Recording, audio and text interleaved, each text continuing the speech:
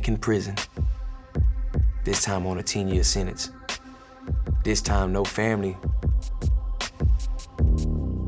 Friends gone. Great homeboys I have gone. Girl a cheater. Daddy a snitch. Mama dead. Family don't even want nothing to do with me. Wouldn't even let me go see my own mother's funeral. Couldn't even pay my respects. I'm a gangster disciple. That's all I knew. So I went in that penitentiary, and I went in there strong. My name's Joseph. Everybody calls me Pyrex. I'm from Houston, Texas. I remember my mama waking me up. She was just waking me up for school. And she was like, baby, it's time to get up. And I felt something wet on my face, and it was blood. And my mom was bleeding out her nose.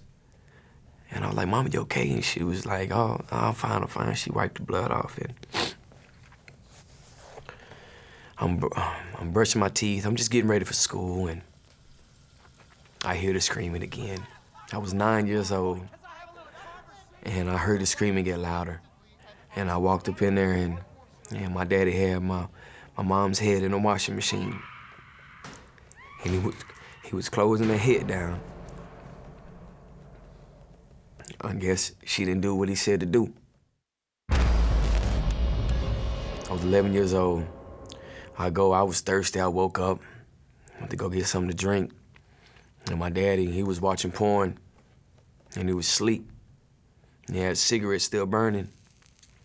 I grabbed the cigarette, put the cigarette out. But I was entertained by what I was watching. So I sat there and watched it. It happened every night. Eventually, I stopped putting those cigarettes out. I started smoking the cigarettes. I'm watching the porn, smoking the cigarettes. At age 13, I was full throttle smoking weed. Everybody at school, they was smoking, they was selling. At the age of 15, man, I was using Xanax, I was using cocaine, I was using acid, I was drinking liquid heroin, I was smoking weed. My daddy was handicapped, so he couldn't sniff the cocaine with the straw good, because he couldn't see it. So I used to put the straw in my daddy's nose, and I used to all I used to tell him was just breathe in, and I'll do everything else. So I used to move his head for him so he can sniff the coke. Growing up as a child, I never saw the affection of a mother and father, of a husband and a wife. My daddy, he was abusing my mother. He was abusing her a lot. I remember I was taking a shower, and I heard some screaming, and my daddy was hitting on my mom, and I just demolished my father. Hit his head on the ground, you know, just nonstop punching his face. And my mom was just screaming. And she was just so mad at me for doing that. She told me to get out of her house. She told me to get out of her house because she loved my daddy so much that she didn't want me to hurt him like that. And I just didn't understand. I just didn't understand.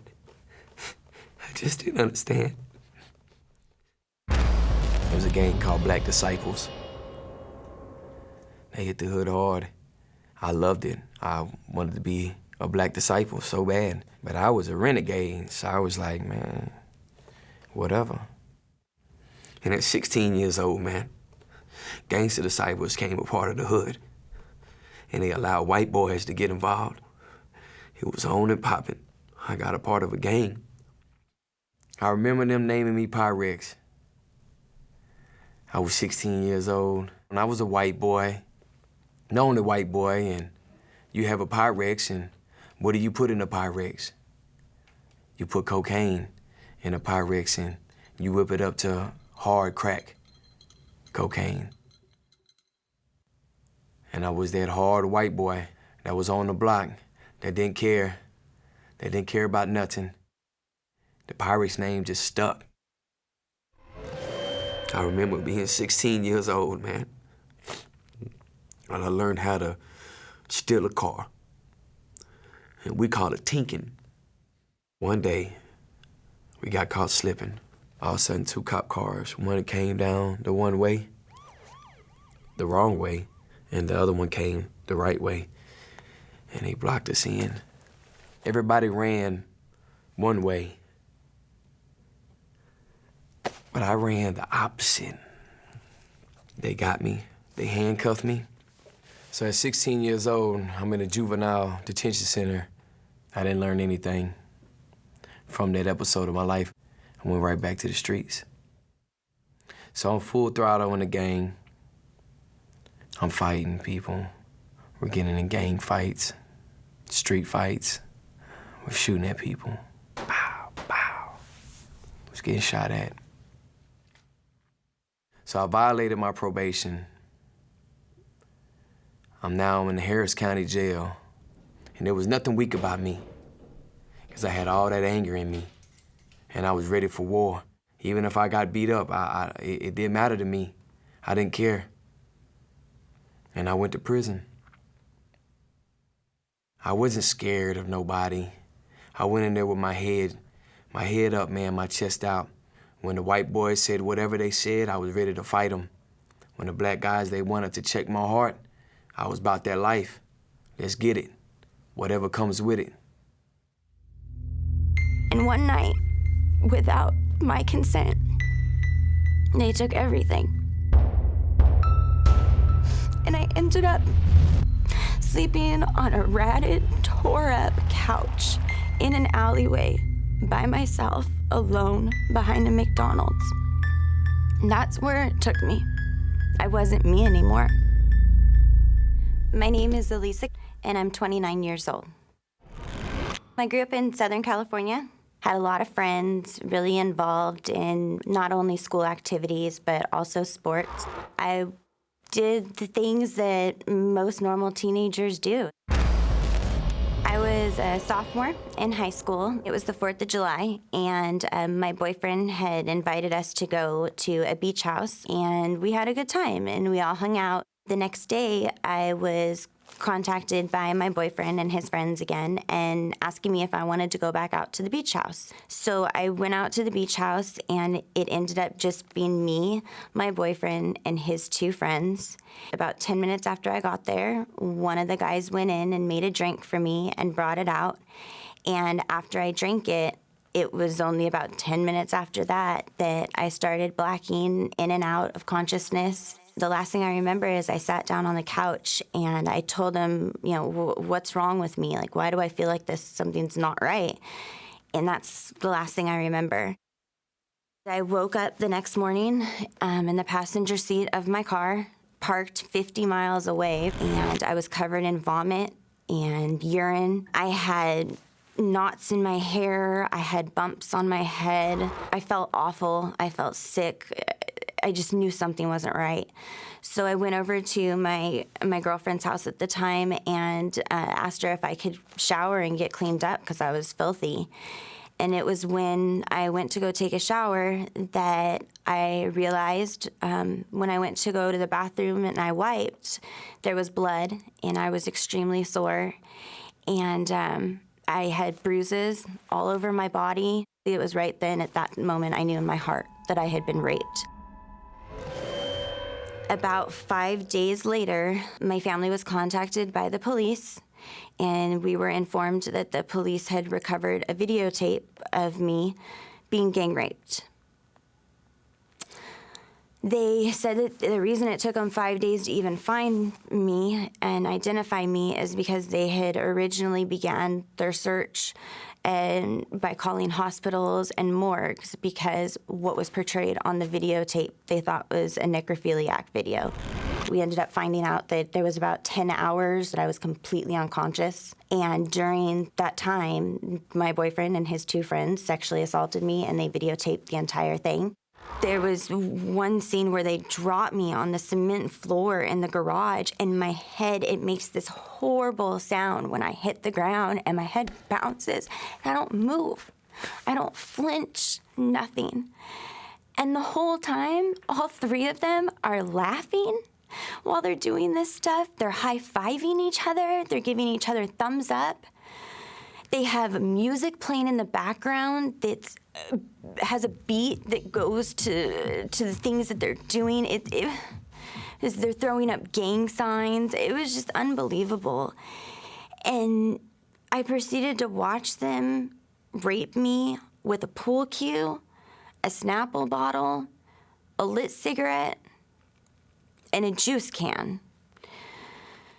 How could I go from being one of their girlfriends and their friends to them treating me like that and doing that kind of stuff to me? It was like animals feasting on the prey that they just killed. My innocence was completely gone. It didn't matter how much I was showered. I tried showering over and over and over, trying to just wash away the dirtiness that I felt. Doesn't go away. I had this guilt, like I had done something wrong, like it was my fault that this had happened to me. And I couldn't understand why, and I was so shameful. It broke me. It truly broke me, and that fun, loving, outgoing, involved girl was gone. They took it. They took her from me. The DA was going to proceed with a case against all 3 perpetrators.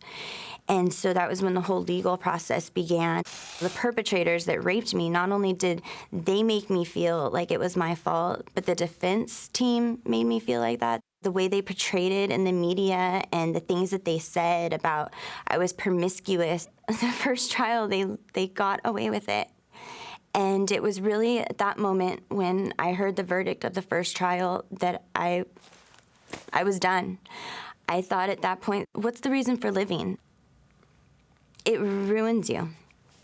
It absolutely ruins you. And I just went into a downward spiral.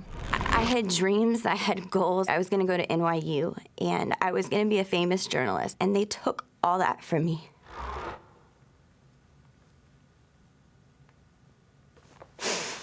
And one night, without my consent, they took everything.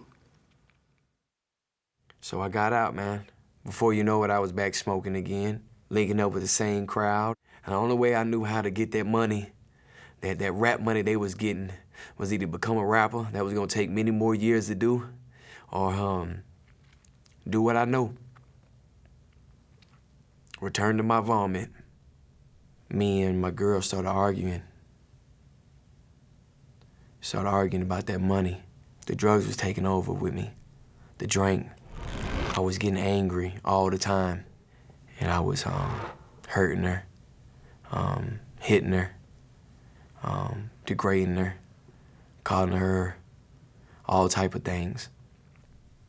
Spitting in her face. And I blanked out. I snatched her by her head. I threw her out, and she slipped on the ground and fell right into the wall. Went through the sheetrock. She was screaming at the top of her lungs, and I just remember grabbing her mouth, telling her to be quiet. She wouldn't stop, and it just got me madder, and I just got so angry, and it just stopped, and I thought I killed her. And I went over to her, and she was just on the ground, and blood was just dripping out of her mouth. And I was on my knees, and I'm sorry. I'm sorry. Somehow, I made it better. I cleaned her up, I fixed the hair. We got in the truck. We left. I pulled up in an apartment complex and I seen about at least 10 to 15 cop cars. They grabbed me. They said, "Mr. Pyrex, we've been waiting for you." They grabbed her, searched her, found the keys, went and found the bag, all the drugs, all the ecstasy, all the cocaine, the pounds of weed that's compressed down, crack, I mean everything. One-stop shop I had, and they took me to jail. And I couldn't believe I was back in prison. So I went in that penitentiary, and I went in there strong. No emotion. Didn't believe in anything. People was talking about God. People was talking about the devil. I don't want to hear nothing. It was just me. Just me. Me and this 10-year sentence. And one day, they had this poster. It was on the wall. It was like a Christian concert. And I'm like, "Pfft, man, I'm not trying to hear none of that." So they had the first day. And the guy was rapping and everybody kept telling this guy, "Hey man, there's a guy named Pyrex." Trey 9 got curious, the guy that was rapping. And he walked up there, I was working out, I was doing push-ups. Trey 9 started talking to me. Started asking me questions. Asked me why I'm so angry. How can I be angry with somebody I don't believe in? It's something about being inside of jail where you have nothing but time to get all your thoughts together. And your thoughts will eat you alive. I was sleeping my life away, trying to hide from everything. And when I wasn't sleeping, I was drinking or doing drugs to try and numb myself. Because I didn't want to live. I wanted to die. I didn't have the guts to take a gun and put it to my head and pull the trigger. I had to do something more. I had to numb myself because I couldn't live like this. And so I found meth, and that numbed me, but it also took me to hell. I was stealing from my parents, anybody that I could steal from, doing horrific things to get the drugs. It ended up to where my parents, they loved me and they wanted to support me because they knew what I was going through. But my drug use got so bad that even they couldn't be there for me anymore, and they kicked me out. I didn't want to go on with the second trial at that point, and I broke down the day that I was going to testify on the second trial. All three of them were found guilty and convicted of sexual assault and sexual assault with foreign objects, and they were all sentenced to 6 years in prison and have to register as sex offenders for the rest of their lives. But the judge also gave them time served, so they really each only did barely over 3 years in prison for what they did to me. I'm still broken. I still don't trust anybody. I'm 29 years old and I don't have a man in my life because I can't hold a relationship because of trust issues from what they did to me. This is something that I'm gonna have to live with my whole life. And at that point, I had nothing. And I ended up sleeping on a ratted, tore-up couch in an alleyway by myself, alone, behind a McDonald's. And that's where it took me. From this outgoing, sweet, loving, would do anything for anyone, involved with everything from school to sports to my family, to a homeless meth addict that I'd picked my skin to where I was covered in scabs and sores, and I was 90 pounds. I was 5'7" and weighed 90 pounds or less at times, and it just, I wasn't me anymore.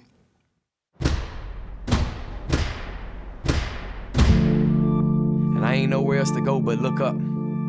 I started praying to God. I said, God, you get me out of this one, man. You get me out of this one, I'm done. And all of a sudden, this brother came by. He walked right past the dorm and went straight to the picket. Told the correction officers that he needs this inmate to come to church. It was Trey 9, my brother. And he took me out the dorm and took me to church. He brought somebody with him. He was tatted up just like me, had all these felonies, did 17 years in prison. And I was able to relate to him. I was able to cry with him. And right then and there, I accepted Jesus Christ as my Lord and Savior. I actually turned from my brokenness. I said, man, if I'm gonna grow, I gotta leave that alone. I can't keep returning to that. I'm a better man now. I'm a better father. I'm a better husband. I'm a better friend. Ever since I accepted him, man. He changed me from my old ways. And how, if he could do it for me, he could do it for you.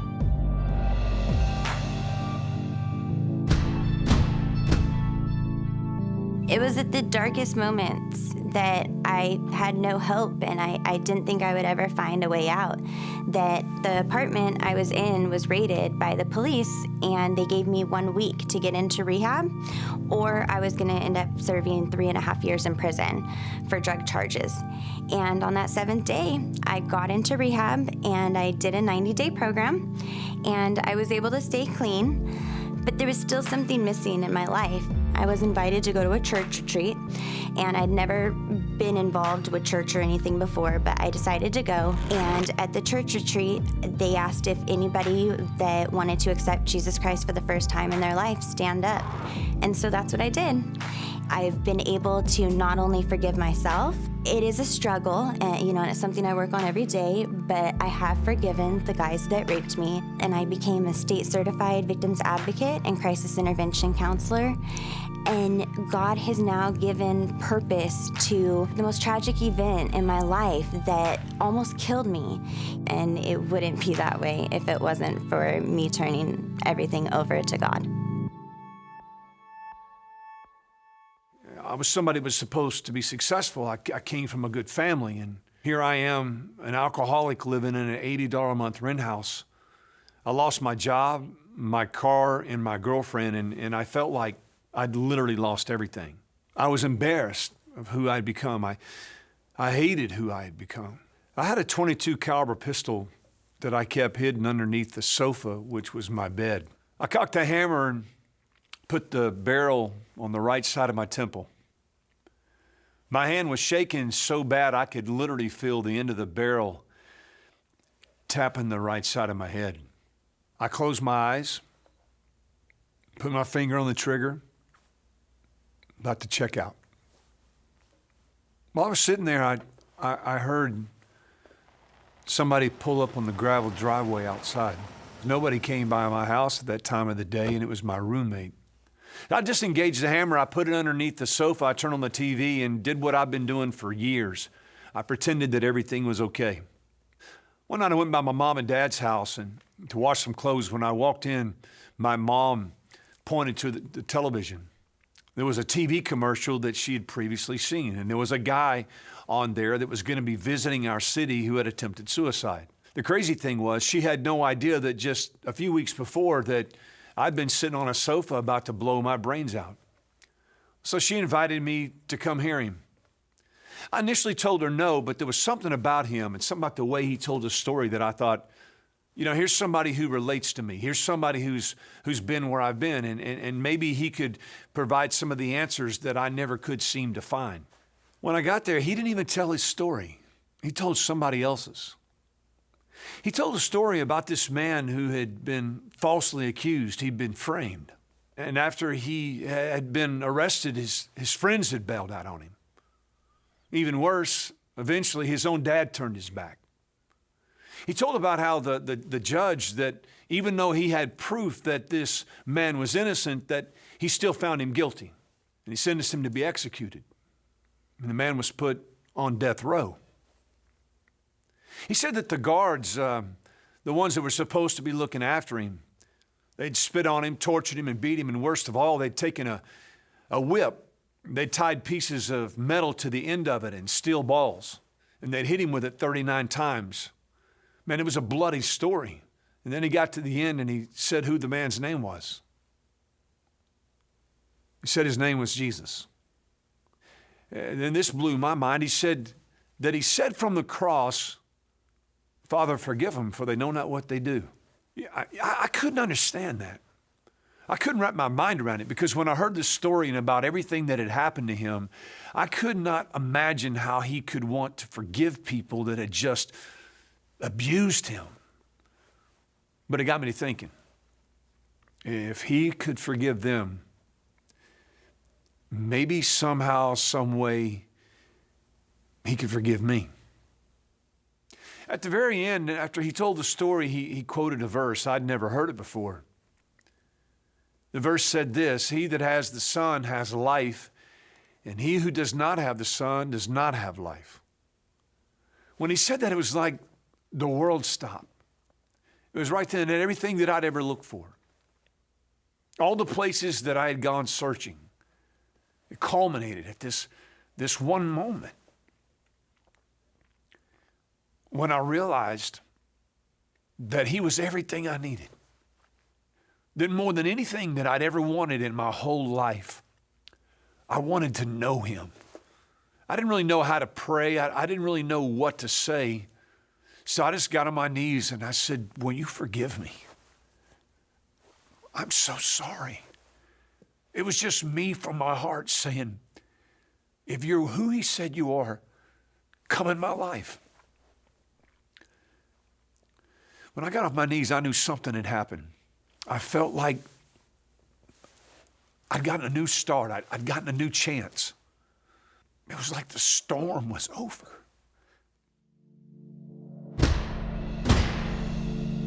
My story was just like all the other stories you've just witnessed.